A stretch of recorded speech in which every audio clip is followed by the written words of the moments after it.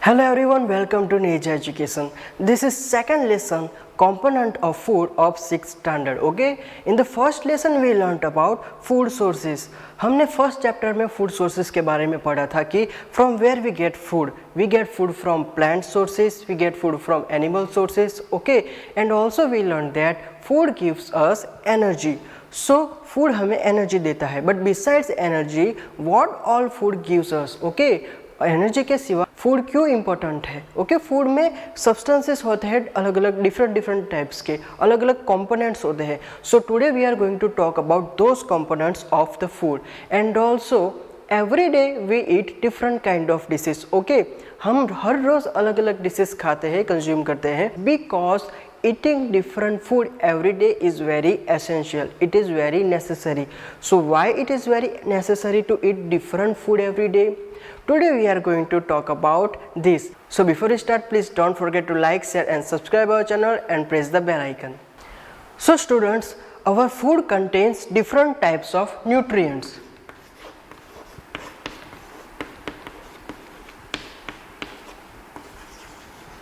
Okay, our food contains different types of nutrients. These nutrients are essential for our good health. These nutrients are chemical substances needed our body to perform various activities. Okay, ये जो nutrients होते हैं वो chemical substances होते हैं जो हमारे food में present होते हैं, वो हमारी body को अलग अलग type से help करते हैं. Main nutrients are carbohydrates,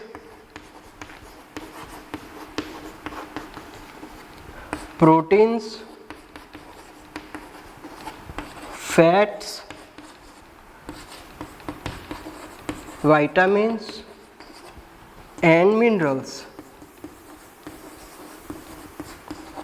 Okay, carbohydrates, proteins, fats, vitamins and minerals are main nutrients, and in addition water and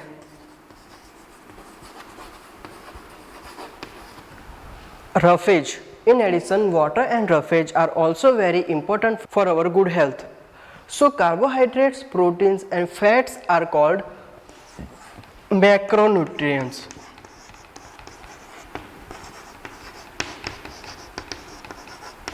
As our body needs them in bulk. Okay, and vitamin and minerals are called micronutrients,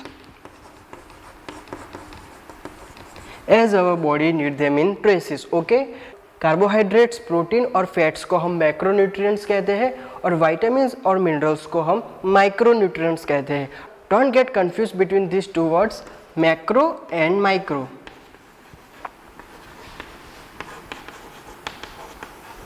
macronutrients and micronutrients.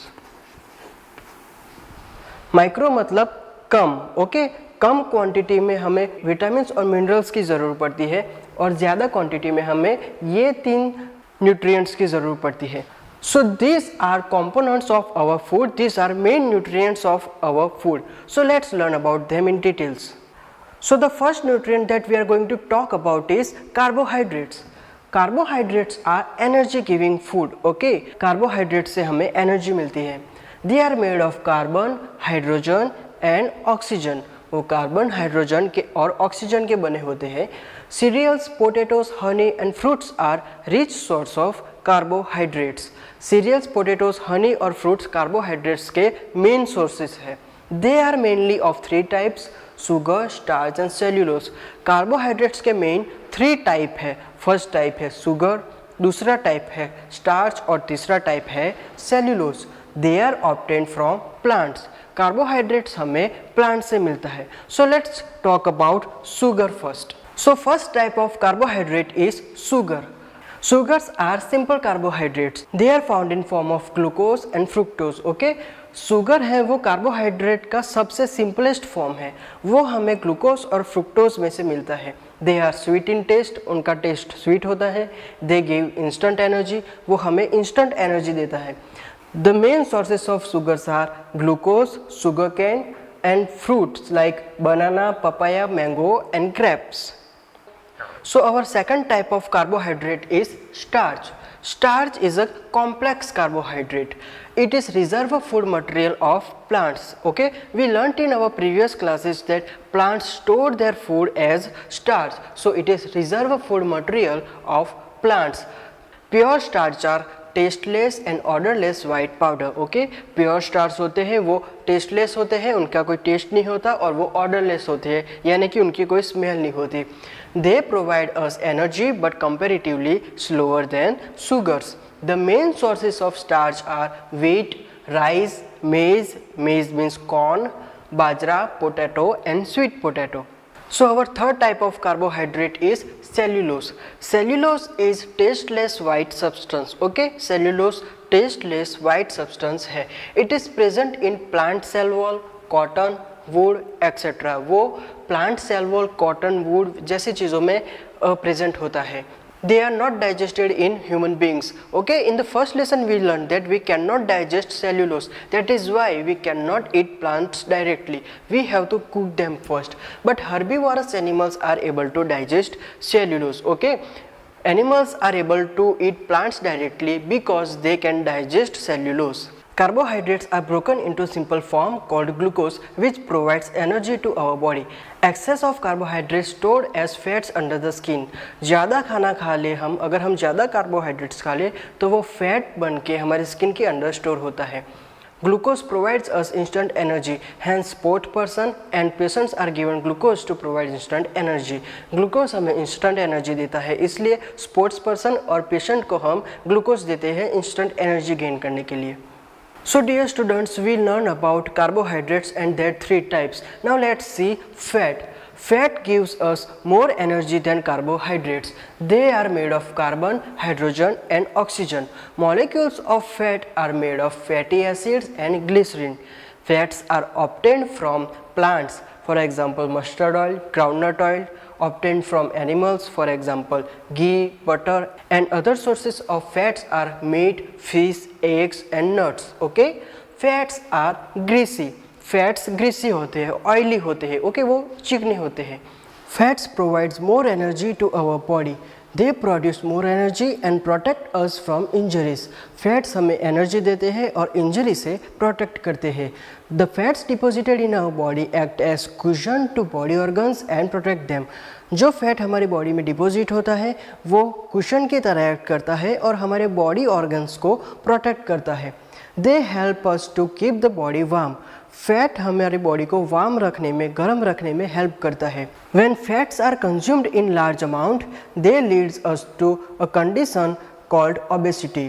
जब हम fats ज़्यादा प्रमाण में खाते हैं, अगर हम ज़्यादा खाना खाते हैं जिसमें फ़ैट ज़्यादा हो, तो हमें एक ऐसी कंडीशन में ले जाते हैं जिससे कहते हैं ओबेसिटी. ओके, आपने बहुत मोटे फैट लोग देखे होंगे, बहुत बॉडी वाले लोग. ओके, जो जिसमें बहुत बॉडी होती है, बहुत फैट होते हैं, उन फैट लोग को कहते हैं obesity. Okay, obese person are prone to diabetes and heart problems. Okay, जो फैट लोग होते हैं उनको डायबिटीज़ और हार्ट प्रॉब्लम होने का खतरा ज़्यादा रहता है.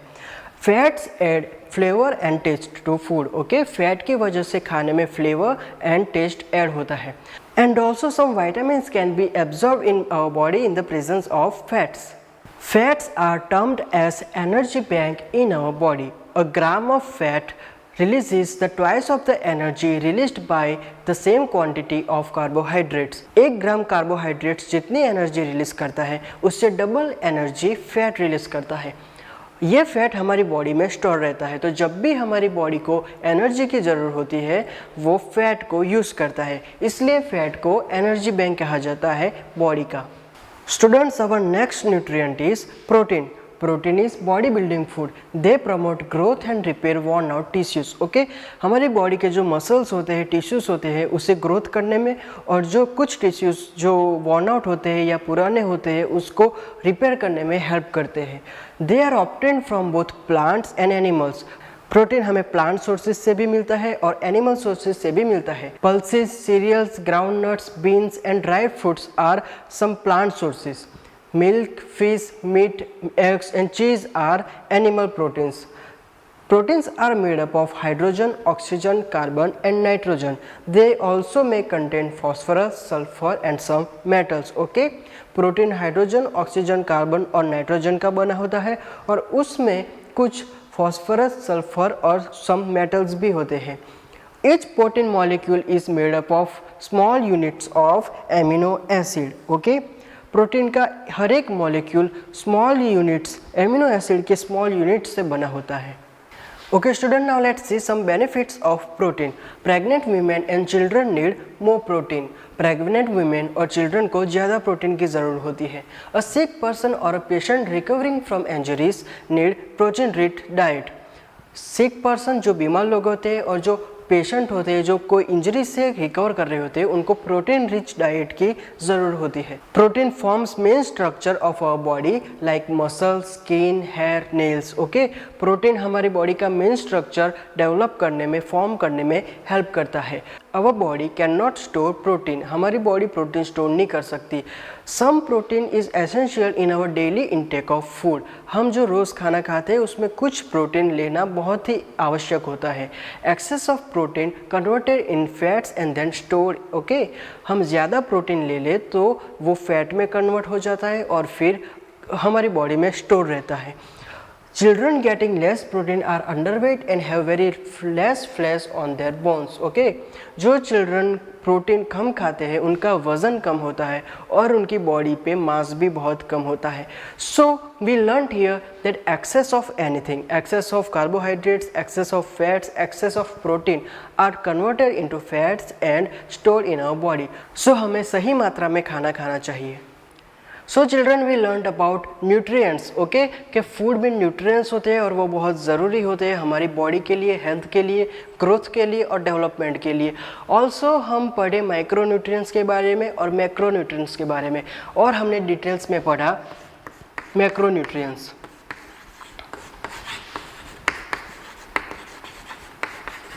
We so macro nutrients in details. Which were macro nutrients?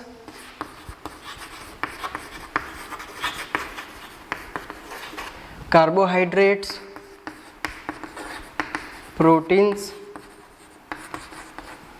and fats are macronutrients. So we saw macronutrients in details today. We will learn about micronutrients in our next video. So please like, share and subscribe our channel and don't forget to press the bell icon.